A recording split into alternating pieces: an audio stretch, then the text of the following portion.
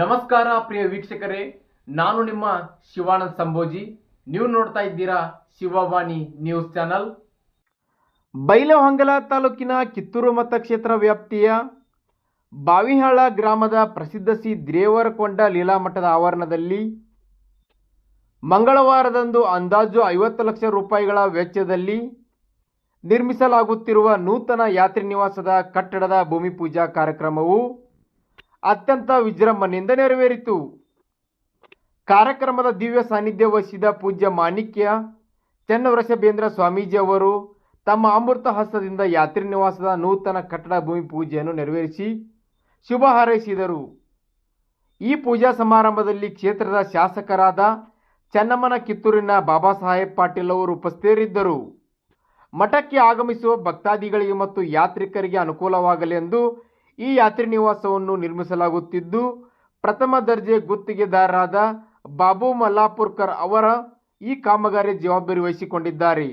ಈ ಶುಭ ಸಮಾರಂಭದಲ್ಲಿ ನಿವೃತ್ತ ಶಿಕ್ಷಕ ಬಿ ಬಾನಿ ಹಾಗೂ ಗಣ್ಯರಾದ ಕೆ ಹಾರುಗೊಪ್, ಬಿ ಕುಂದರ್ನಾಡ್, ಪ್ರಕಾಶ್ ಕಳಸನ್ನವರ್, ರಾಯನಗೌಡ ಗೌಡರ್, ಫಕೀರಪ್ಪ ಮಾಸನ್ನವರ್ ಹಾಗೂ ಕಂಟೆಪ್ಪ ಗೌಡರ್, ಈರಯ್ಯ ಉದೋಶಿಮಠ್, ಎಸ್.ಜಿ. ಇಂಚಲ್, ಎಂ ಕುಂದರ್ನಾಡ್ ಸೇರಿದಂತೆ ಗ್ರಾಮದ ಹಿರಿಯರು, ಮುಖಂಡರು ಮತ್ತು ನೂರಾರು ಭಕ್ತಾದಿಗಳು ಉಪಸ್ಥಿತರಿದ್ದರು.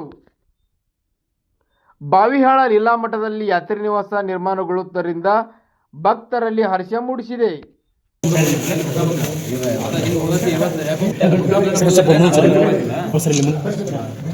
ಹಿಂದೆ ನಾವಿನ ಕಂಡ ಹಿರಿದಂಥ ಒಬ್ಬ ಶಾಸಕರನ್ನ ಪಡೆದುಕೊಂಡಿದ್ದೀವಿ ಅನ್ನತಕ್ಕಂಥ ಒಂದು ಅಭಿಮಾನದಿಂದ ಇವತ್ತು ನಮ್ಮ ಬಾವಿಹಾಳ ಗ್ರಾಮಕ್ಕೆ ನಾವು ಸುಮಾರು ತಿಂಗಳ ಹಿಂದೆ 50 ಲಕ್ಷ ಮಂಜೂರಾದಾಗ ಬಹುಶಃ ಯಾರೋ ಇದು ಫೇಕ್ ನ್ಯೂಸ್ ತಿಳ್ಕೊಂಡು ನಾವು ತಿಳ್ಕೊಂಡಿದ್ವಿ.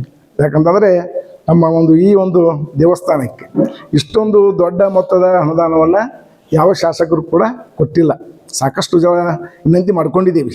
ಅವ್ರ ವಿನಂತಿಗೆ ಯಾರು ಸರಿಯಾಗಿ ಸ್ಪಂದಿಸ್ತಿದ್ದಂಥ ಒಂದು ವೇಳೆಯಲ್ಲಿ ಈಗ ಈ ಒಂದು ನಮ್ಮ ಕಾಂಗ್ರೆಸ್ ಗೌರ್ಮೆಂಟು ಗ್ಯಾರಂಟಿ ಯೋಜನೆ ಒಳಗೆ ಭಾಳಷ್ಟು ಅನುದಾನ ಇಲ್ಲ ಅಂತಕ್ಕಂಥದ್ದನ್ನು ನಾವು ಇಡೀ ರಾಜ್ಯ ತುಂಬ ಕೇಳುವಾಗ ನಮ್ಮ ಬಹುಶಃ ನಮ್ಮ ಕಿತ್ತೂರು ಮತಕ್ಷೇತ್ರಕ್ಕೆ ಯಾವ ಕೆಲಸ ಆಗಿಲ್ಲ ಅನ್ನೋದನ್ನು ಇವತ್ತು ನಾವು ವಿಚಾರ ಮಾಡಿದಾಗ ಬಾಬಾ ಸಾಹೇಬ್ ಅವರ ಒಂದು ನೇತೃತ್ವದೊಳಗೆ ಬಹುಶಃ ನಮ್ಮ ಬಾವಿಯಲ್ಲಿ ಅಷ್ಟು ನೋಡ್ಕೊಂಡ್ರು ಕೂಡ ಪ್ರತಿಯೊಂದು ರಸ್ತೆ ಆಗಿರ್ಬೋದು, ಅದ್ರ ಜೊತೆಗೆ ನಮ್ಮ ಶಾಲೆಗೆ, ಅದ್ರ ಜೊತೆಗೆ ಇವತ್ತು ನಮ್ಮ ಮಹಾಮಠಕ್ಕೆ ಕೂಡ ತಮ್ಮದೇ ಆಗಿರ್ತಕ್ಕಂಥ ವಿಶೇಷ ಅನುದಾನವನ್ನು ತೆಗೆದುಕೊಂಡು ಉದ್ದೇಶದಿಂದ ಮತ್ತು ಈ ವರ್ಷ ಇನ್ನೊಂದು 25-30 ಆಯ್ಕೆ ಮತ್ತು ನಾ ಹೇಳಿದ ಮಾತು ಉಳಿಸ್ಕೋಬೇಕು ಅನ್ನುವಂಥ ರೀತಿಯಲ್ಲಿ ಹಾಕಿದ್ನಿ.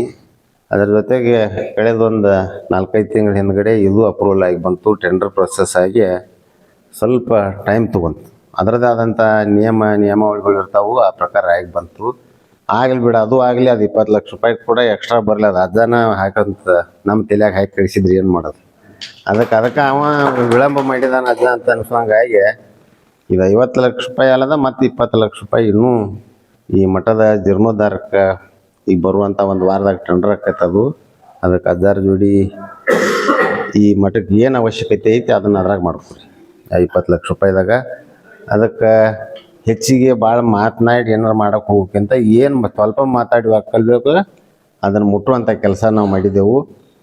ನಾ ಈ ಮಠಕ್ಕೆ ಬಹುತೇಕ ಭಾಳಷ್ಟು ಸಲ ಬಂದು ಹೋಗಿದ್ದೇನೆ. ಲೋಕೆಲ್ಲ ಮನುಷ್ಯ ಅನ್ನಬೇಕಾಗಿತ್ತಲ್ಲ, ಗರ್ಗದ ಮಡಿವಾಳ ನೋಡಿ ನೀವು ಅಪ್ಪ ಯೋಗ್ಯವಾಗಿರ್ತಕ್ಕಂಥ ಮನುಷ್ಯ ಅಂತ ಹೇಳ್ತದಂದ್ರೆ ಬ್ರಿಟಿಷ್ ಗೌರ್ಮೆಂಟ್ ಮುಂಬೈ ಪ್ರಾಂತ ವಿಕ್ಟೋರಿಯಾ ಮಹಾರಾಣಿ ನಮ್ಮ ದೇಶ ನಡೆಸೋದು ಅವಾಗಿನ ಸುದ್ದಿ ಇರುತ್ತೆ. ಹಂಗೆ ತತ್ವ ಬಲ್ಲವ ಇರ್ತಾನೋ, ಸದ್ಗುಣಗಳು ಇರ್ತಾವಲ್ಲ, ಯಾರಲ್ಲಿ ಇರ್ತಾವೋ ಅವ್ರು ಏನು ಮಾಡ್ತಾರಪ್ಪ ಅಂತ ಕೇಳಿದ್ರೆ ಇನ್ನೊಬ್ಬರ ಮನಸ್ಸಿಗೆ ನೋವು ಆಗದಂಗೆ ನಡ್ಕೋತಾರೆ. ಸಾಮಾನ್ಯ ಯಾವಾಗ ಬೇಕಾದಾಗ ನಾ ಫೋನ್ ಹಚ್ಚಿ ರಗಡ ಸರಿ ಅವರಿಗೆ ನಾನು ಒಂದು 1000 ಸರಿ ಹಚ್ಚಿರ್ಬೇಕು ಅವ್ರಿಗೆ ಫೋನ್. ಅದನ್ನ ಯಾವಾಗ ಸರ್ವಜ್ಞ ಹೆಚ್ಚು ಮಾತಾಡಿದ್ರೆ ಯಪ್ಪ ಮಾಡ್ತೀವಿ ಸಮಾಧಾನ ಇರ್ತದೆ. ಕೆಲವೊಂದು ಮಂದಿ ಏನಪ್ಪ ಕಾಡಕ ಸ್ವಯಂ ಬಂದ್ ಮಾಡೋಣ ಅಂತಿರ್ತಾರೆ, ಅಂತಾರೆ ಇಲ್ಲ. ಮತ್ತೆ ಯಾಕ ಅಜ್ಞಾನ ಆವರಣೆ ಆಗಿರ್ತದೆ ಅವರಿಗೆ, ಸದ್ಗುಣಗಳು ಅವರಲ್ಲಿ ಇರೋದಿಲ್ಲ. ಈಗ ಒಂದು ಅಧಿಕಾರದೊಳಗಿದ್ದ ಹೆಂಗಿರ್ಬೇಕಪ್ಪ ಅಂತ ಕೇಳಿದ್ರೆ ತಾಯಿ ಗುಣ, ತಾಯಿಗೆ ಹೆಂಗ ಎಲ್ಲಾ ಮಕ್ಕಳು ತಪ್ಪು ಮಾಡಿ ಕರ್ಕೊಂಡು ಹಾಕಿ ಮುದ್ದಾಡಿ ಆಡಿಸ್ತಾಳೋ ಹಂಗ ನಮ್ಮ ಯಾವ ಈ ಕಿತ್ತೂರು ಮತಕ್ಷೇತ್ರದ ಇವು ಶಾಸಕರಲ್ಲಿ ಅಂತ ಸದ್ಗುಣಗಳದಾವ ಅನ್ನುವಂಥ ಮಾತನ್ನು ಹೇಳುತ್ತಾ, ಮತ್ತು ನಾವು ಏನೇ ಹೇಳಿದ್ರು ಕೂಡ ಅದಕ್ಕೆ ಸ್ಪಂದನೆ ಮಾಡ್ಯಾರ ಅವರು.